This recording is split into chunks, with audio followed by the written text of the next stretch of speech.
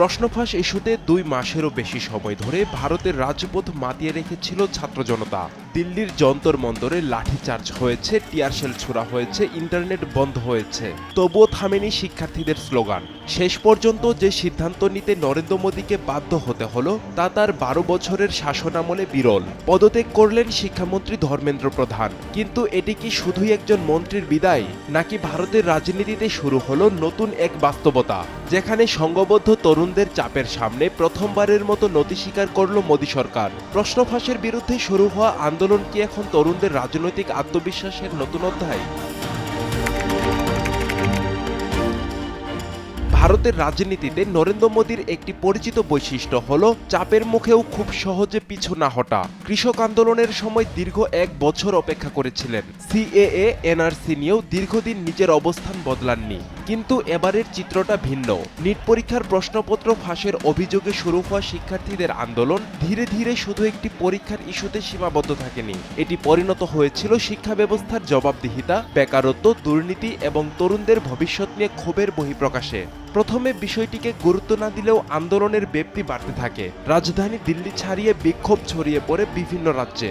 অবশেষে রাজনৈতিক চাপ এতটাই বাড়ে যে শিক্ষামন্ত্রী ধর্মেন্দ্র প্রধান পদত্যাগ করেন। এটি শুধু একজন মন্ত্রীর বিদায় নয়, এটি এমন একটি ঘটনা যা দেখিয়ে দিল সংগঠিত ছাত্র আন্দোলনের চাপ সরকারকেও সিদ্ধান্ত বদলাতে বাধ্য করতে পারে।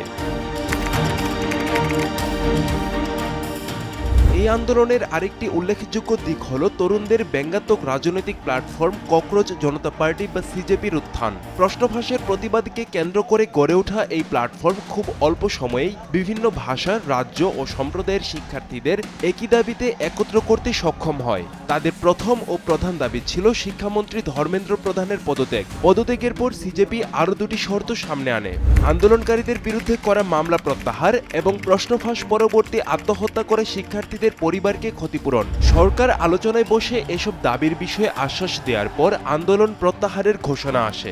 অর্থাৎ সংঘাতের বদলে আলোচনার মাধ্যমে আপাতত সংকটের অবসান ঘটলেও আন্দোলনকারীরা নিজেদের বিজয় হিসেবেই এই ফলাফল তুলে ধরছেন। ভারতের রাজনৈতিক ইতিহাসে আন্দোলনের মুখে কোনো কেন্দ্রীয় মন্ত্রীর পদত্যাগ খুবই বিরল ঘটনা। আর সেই কারণেই ধর্মেন্দ্র প্রধানের পদত্যাগকে অনেক বিশ্লেষক কেবল প্রশাসনিক সিদ্ধান্ত হিসেবে দেখছেন না, কারণ এর মাধ্যমে একটি নতুন বার্তা সামনে এসেছে। সরকারকে সংগঠিত গণচাপের মুখে ছাড় দিতে বাধ্য করা সম্ভব। এই বার্তাই ভবিষ্যতের জন্য সবচেয়ে বড় রাজনৈতিক চ্যালেঞ্জ হয়ে উঠতে পারে। যদি ভবিষ্যতে অন্য কোনো ইস্যুতে একই ধরনের ছাত্র ঐক্য গড়ে ওঠে, তাহলে সরকারের ওপর চাপ আরও বাড়তে পারে। তবে একই সঙ্গে এটাও সত্য, সরকার দ্রুত নতুন শিক্ষামন্ত্রী হিসেবে বিজেপির জ্যেষ্ঠ নেতা প্রহ্লাদ যোশীকে দায়িত্ব দিয়ে প্রশাসনিক ধারাবাহিকতা বজায় রাখার চেষ্টা করেছে। অর্থাৎ সরকারও চাচ্ছে সংকট দ্রুত নিয়ন্ত্রণে আনতে।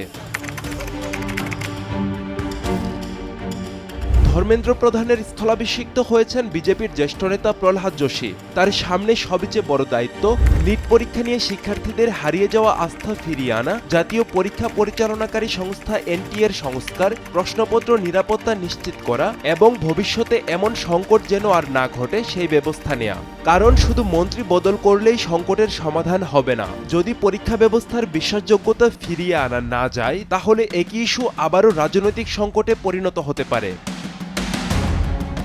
একজন মন্ত্রীর পদত্যাগে হয়তো আপাতত থেমেছে আন্দোলন, কিন্তু যে প্রশ্নগুলো লাখো তরুণকে রাজপথে নামিয়েছিল সেগুলোর কোনোটিই এখনো পুরোপুরি মুছে যায়নি। প্রশ্নপত্র ফাঁস, শিক্ষা ব্যবস্থার বিশ্বাসযোগ্যতা, বেকারত্ব আর ভবিষ্যৎ নিয়ে অনিশ্চয়তা, এই সংকটগুলোর সমাধান না হলে ক্ষোভ আবারও ফিরে আসতে পারে। ধর্মেন্দ্র প্রধানকে সরিয়ে মোদী সরকার হয়তো তাৎক্ষণিক চাপ সামলেছে। এখন দেখার বিষয় সরকার কি শুধু মুখ বদলেই থেমে যায়, নাকি বদলে ফেলে পুরো ব্যবস্থাকেও। কারণ ইতিহাস বলছে আন্দোলন থেমে যেতে পারে, কিন্তু আন্দোলনের কারণ বেঁচে থাকলে রাজপথ আবারও জেগে উঠতে সময় লাগে না। আব্দুল্লাহ আল মারুফ, সময় সংবাদ।